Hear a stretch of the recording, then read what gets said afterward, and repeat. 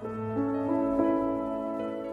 Dr. Anant Raman, consultant endocrinologist at Magna Clinic for Obesity, Diabetes and Endocrinology at Bangalore.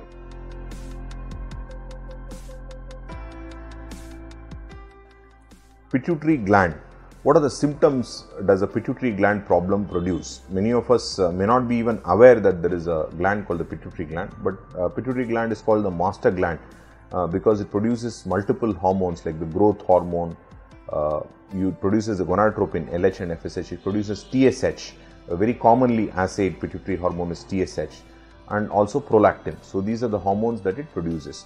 So it can produce symptoms because of either hormone excess or decrement in the amount of hormones that are produced. It can also produce symptoms because of mechanical effects. So let us come to easily understandable mechanical effects. So if there is a tumor in the pituitary, you can actually get a headache. And if you have a tumor in the pituitary, it can actually grow upwards and compress the optic chiasm. So that's where the optic nerves cross over like that. So at the crossover point of the optic nerves, if there is growth, then you can get something known as a bitemporal hemianopia. So it becomes difficult for it to do tasks like driving. You may bump into objects and your visual field may get contracted. So you will be able to see things which are in the center of your visual field but not towards the side.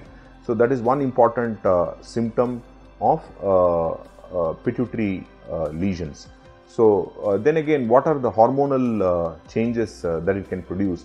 It can produce a wide range of hormonal manifestations actually. Coming to very common pituitary disorders, prolactinoma is a very common pituitary disorder. So among women, it produces a symptom known as oligomenorrhea or amenorrhea. That is either your cycles either suddenly stop coming or they become more irregular than what they were usually actually. And also they may be associated with headache, and you may also have difficulty conceiving. So that's a symptom that a high prolactin level can produce, and prolactinoma is among the commonest tumors. So in my clinical practice, I may be seeing a few cases every month.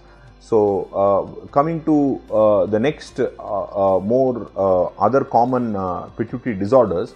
So we do get non-functional pituitary tumors, which again present with headache, or they are detected incidentally on CT scans. They do not produce much of symptoms actually. And we also do get patients who have postpartum pituitary necrosis. So following a heavy bleeding during the delivery, during the time of delivery, there is an injury to the pituitary gland, and there is a decreased hormone level which is seen, which causes lactational failure, which causes irregular cycles or stoppage of the cycles. So these are things that we see commonly in adults. Of course, congenital pituitary disorders are common, and then the children will present with poor growth and lack of sexual maturity. So these are the things that are seen with pituitary disorder. Rarely we do get Cushing syndrome and acromegaly. Cushing syndrome is a disorder where there is excess cortisol production.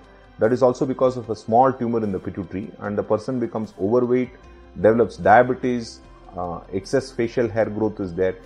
And also we get something known as acromegaly, where there is a growth hormone excess, where the hands and feet become large and your jaw becomes more prominent. There are coarse facial features, and also again you get diabetes and high blood pressure. So all these things are symptoms of pituitary disorders.